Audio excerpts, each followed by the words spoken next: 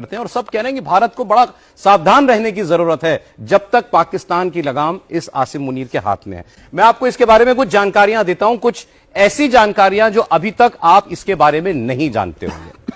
General Asim Munir का background मदरसे का है, अब ये तो सब जानते हैं।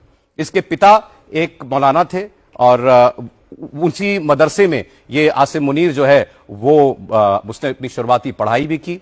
ये परंपरागत सैनिक नहीं है। 1986 में जब जियाउल हक पाकिस्तान का राष्ट्रपति था तब इसे पाकिस्तान की सेना में भर्ती किया गया और अपनी रिटायरमेंट से सिर्फ 2 दिन पहले ये चीफ बना। आपको पता होगा कि आर्मी ट्रेनिंग स्कूल के जरिए इस आसिम मुनीर की भर्ती हुई है, ना कि पाकिस्तान मिलिट्री एकेडमी के जरिए, जो कि वहां का मेन इंस्टीट्यूशन है। इसके पिता रावलपिंडी की मस्जिद में इमाम हुआ करते थे और मुनीर की शुरुआती पढ़ाई वहीं एक मदरसे में भी हुई। तो वहां से ये रेडिकलाइजेशन, पुलवामा का हमला हुआ तो ये आईएसआई का चीफ था। अब ये पाकिस्तान की मिलिट्री इंटेलिजेंस का भी डायरेक्टर रह चुका है। तो 2 खुफिया विभागों का प्रमुख रह चुका है। रेडिकल आदमी है, बहुत कट्टर सोच का है।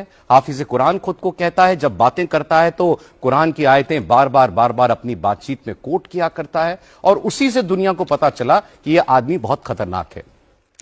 अब आपको बताते हैं कि इतना खतरनाक क्यों है।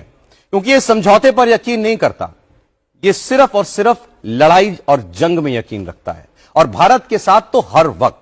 आईएसआई और मिलिट्री इंटेलिजेंस का चीफ रह चुका है, जैसे मैंने आपको बताया। पुलवामा का हमला इसके आईएसआई चीफ रहते हुए ही हुआ था। तो उस लिहाज से पाकिस्तान का जितना आप समझिए कि खुफिया तंत्र है, उस पर इसकी बहुत मजबूत पकड़ है। तो यह जनरल मुनीर क्यों आज तक का सबसे खतरनाक पाकिस्तानी जनरल माना जा रहा है? He is perhaps the most dangerous army chief Pakistan has had.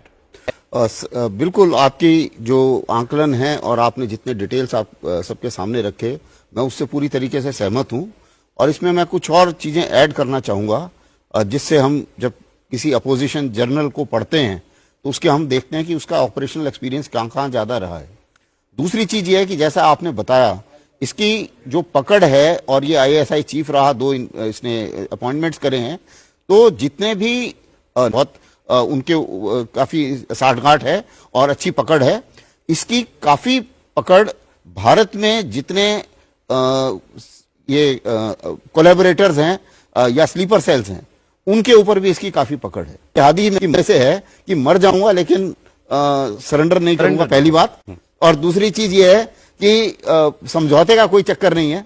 मेरे को जो है वो ये लड़ाई जंग जारी रखनी है जब तक मैं जिंदा हूं। इसको ये सच्चाई भारत के लिए ये एक बहुत बड़ा खतरा है। इसका रहना, इसका मतलब ये है कि आपको जो पॉलिसी है पाकिस्तान की, ब्लीड इंडिया विद 1000 कट्स, इसको ये बहुत आगे ले जाएगा। इसमें कोई शक नहीं कि ये एक ऐसा जर्नल है जिसका एम है हेट इंडिया।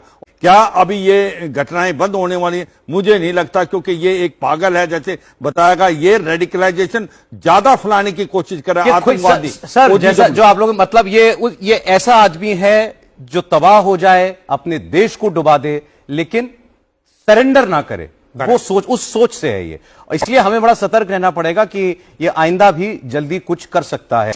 इसलिए ये बहुत डेंजरस है। आज के दिन में यूनाइटेड स्टेट्स में, वेस्ट एशिया में जितने भी हमास